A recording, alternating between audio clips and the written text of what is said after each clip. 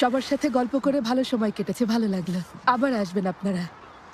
আপনারা কিছুদিন এখানেই আছেন নিশ্চয়ই। কাল আছি, হয়তো পরশু চলে যাব। ওই জিনিসপত্রের ব্যাপারটা না মেটা পর্যন্ত কিছু বলতে পারছি না। চলুন, আমি আপনাদের বাড়িতে ড্রপ করছি। না না, কষ্ট করতে হবে না, বাড়ি কাছেই, আমরা হেঁটেই চলে যেতে পারবো। হেঁটে গেলে একটু এক্সারসাইজও হয়ে যাবে। ঠিক আছে, তাহলে চলুন আপনাদের এগিয়ে দেই। চলুন। কিছু দরকার হলে আমাকে ফোন করো। অনেক ধন্যবাদ। প্রেজেন্টেশনের কথা বলছি, কোনো পরামর্শ লাগলে ফোন করো।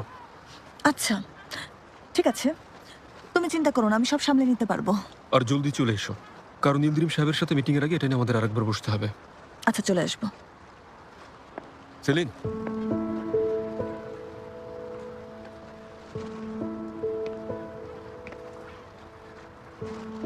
তোমার মা বাবা কষ্ট পাওয়ার আগে সমস্যা শেষ করতে হবে, খুব তাড়াতাড়ি।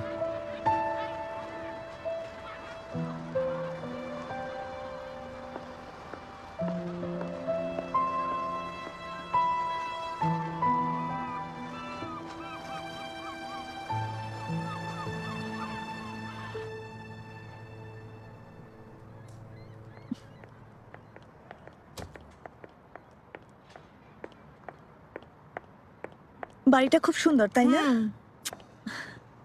না, তোমার বাড়ি এর চেয়ে বেশি সুন্দর।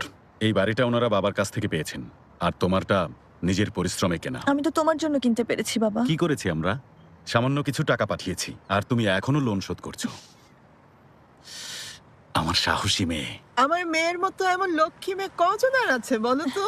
আরে আমি নাকি যে তোমরা আছো, বুঝেছো? তুমি একদম ঠিক সময়ে এসেছিলে দেমির। আরে আমি জানতাম ও আসবে।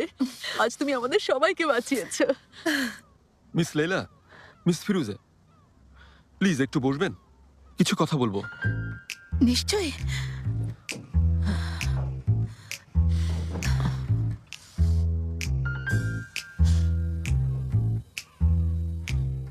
বাড়ির বিষয়টা সমাধান করা কেন এত জরুরি এখন নিশ্চয়ই বুঝেছেন। আজ সকালে সেলিনের পরিবারকে আপনারা দুজন মিথ্যে বলেছেন, আর আমাকেও এই মিথ্যের সাথে জড়িয়েছেন। আর আজ সন্ধ্যায় ডিনারের আয়োজন করে এই মিথ্যেটাকে আরো বড় করেছেন। একটা মিথ্যে ঢাকতে গিয়ে দুর্ভাগ্যবশত আরো অনেকগুলো মিথ্যে বলতে হয়েছে। দেমির, সেলিনের মা বাবা খুব ভালো মানুষ, তাই কষ্ট দিতে চাই না। দয়া করে আপনারা দুজন এমন কিছু করবেন না যাতে এই মিথ্যেটা অনেক বড় হয়ে যায়, ঠিক আছে?